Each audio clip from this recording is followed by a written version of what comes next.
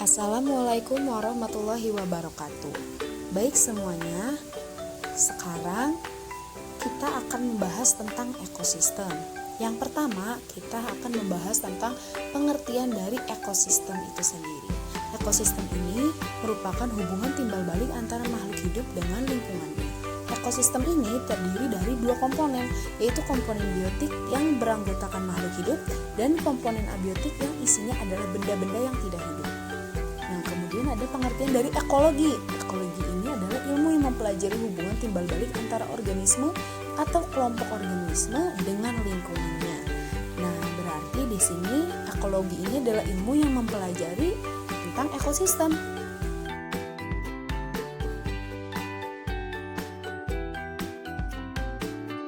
Nah, ekosistem ini dibagi menjadi dua, yaitu ekosistem alami dan ekosistem buatan. Nah, ekosistem alami ini diantaranya seperti hutan, pantai, laut, sungai, rawa, dan lain-lain.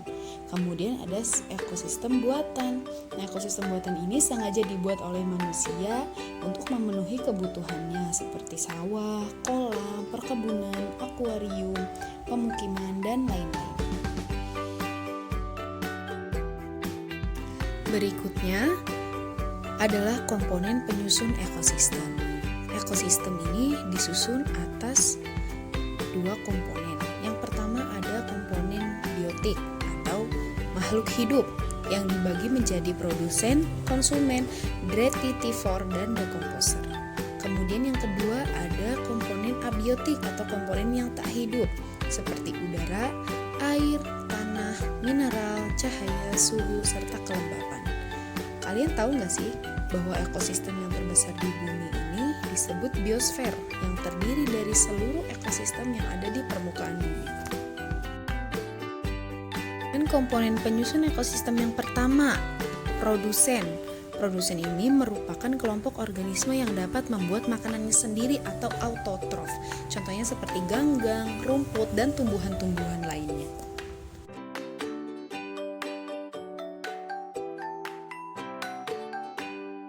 Kemudian penyusun komponen ekosistem berikutnya adalah konsumen. Nah, konsumen ini adalah kelompok organisme yang tidak dapat membuat makanannya sendiri sehingga harus bergantung pada organisme lain atau heterotrof. Nah, contohnya herbivora, karnivora, dan juga omnivora. Kemudian ada komponen penyusun ekosistem yang berdasarkan tingkat memakannya.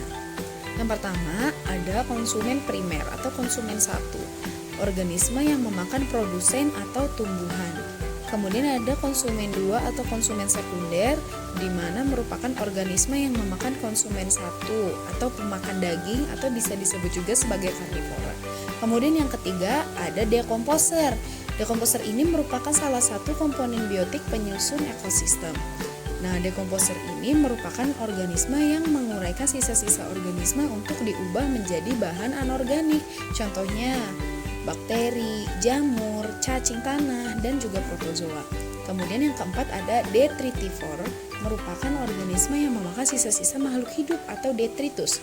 Contohnya seperti cacing, bintang laut, dan juga teripang. Selanjutnya ada interaksi antara komponen penyusun ekosistem.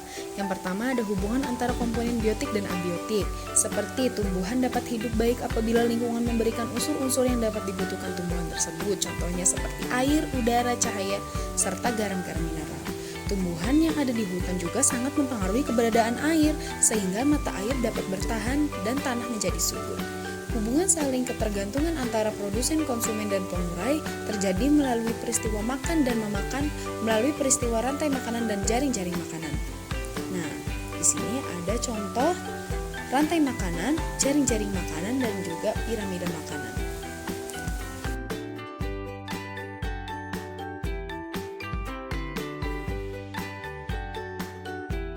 Kemudian ada juga yang disebut arus energi atau energi flow. Aliran energi ini adalah rangkaian dari urutan pemindahan bentuk energi dari satu bentuk ke bentuk energi lainnya yang dimulai dengan sinar matahari, lalu berpindah ke produsen, berpindah lagi ke konsumen primer atau herbivora, berpindah lagi ke konsumen tingkat tinggi atau karnivora, hingga sampai ke pengurai.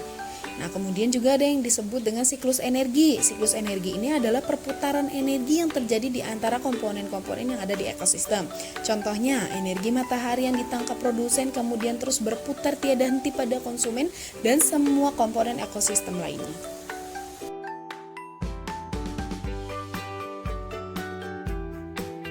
Berikutnya, ada jenis-jenis interaksi antar organisme. Yang pertama ada hubungan netral, yaitu hubungan yang tidak saling mempengaruhi. Contohnya seperti hubungan antara kambing dan ayam yang dipelihara manusia dalam kandang yang berdekatan. Kemudian ada hubungan simbiosis, yaitu hubungan yang saling mempengaruhi antara dua organisme. Hubungan simbiosis ini dibagi menjadi 3. Yang pertama ada simbiosis mutualisme, yang kedua ada simbiosis komensalisme, dan yang ketiga ada simbiosis parasitisme. Simbiosis mutualisme ini adalah hubungan yang saling menguntungkan kedua belah pihak atau kedua organisme. Yang kedua, simbiosis komensalisme adalah hubungan yang menguntungkan salah satu pihak tetapi juga tidak merugikan pihak yang lain. Kemudian simbiosis parasitisme ini adalah hubungan yang merugikan.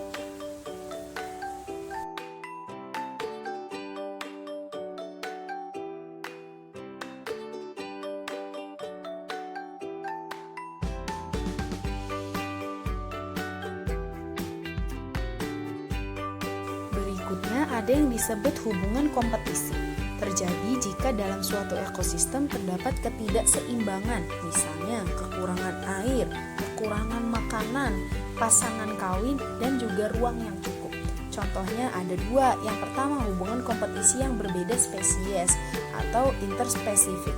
Hubungan antara banteng dan rusa yang menempati padang rumput yang sama. Kemudian hubungan yang kedua ada hubungan kompetisi dalam satu spesies atau intraspesifik. Hubungan antara penjantan kumbang badak untuk memperebutkan betina pada musim kawin tiba.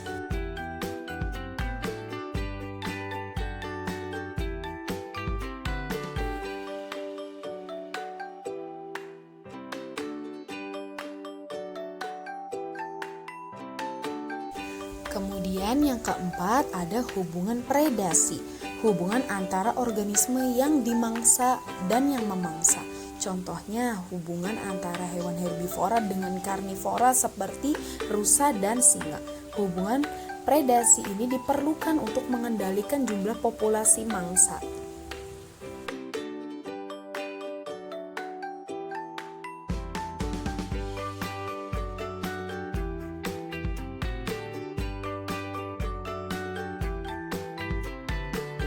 Kemudian ada satuan-satuan ekosistem. Yang pertama ada individu, adalah makhluk hidup tunggal. Contohnya seekor zebra dan juga sekuntum bunga. Yang kedua ada populasi. Populasi ini adalah jumlah penghuni baik manusia maupun makhluk hidup lainnya di suatu satuan tempat atau lingkungan tertentu, seperti sekelompok kuda dan hamparan bunga matahari. Dalam populasi terdapat kepadatan populasi. Kepadatan populasi ini adalah hubungan antara jumlah individu per satuan luas atau ruang yang ditempati pada waktu tertentu. Contohnya, pada tahun 1990, Kelurahan Cakung di Jakarta yang luasnya 3 km persegi dihuni oleh 100.000 orang, 3.000 ekor kambing, dan 6.000 ekor ayam. Berdasarkan angka tersebut, kepadatan penduduk Kelurahan Cakung pada tahun tersebut adalah 33.330 orang dan 1.000 kambing serta 2.000 ayam per kilometer persegi.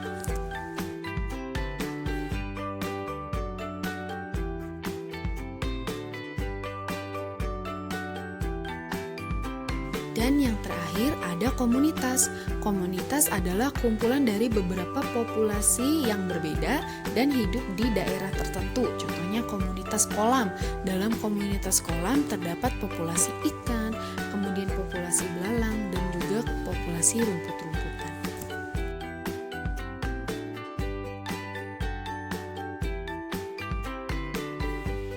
Sepertinya materi tentang ekosistem kali ini sudah cukup ya.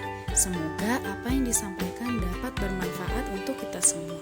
Terima kasih yang sudah menonton. Bye. See you in the next time. Wassalamualaikum warahmatullahi wabarakatuh.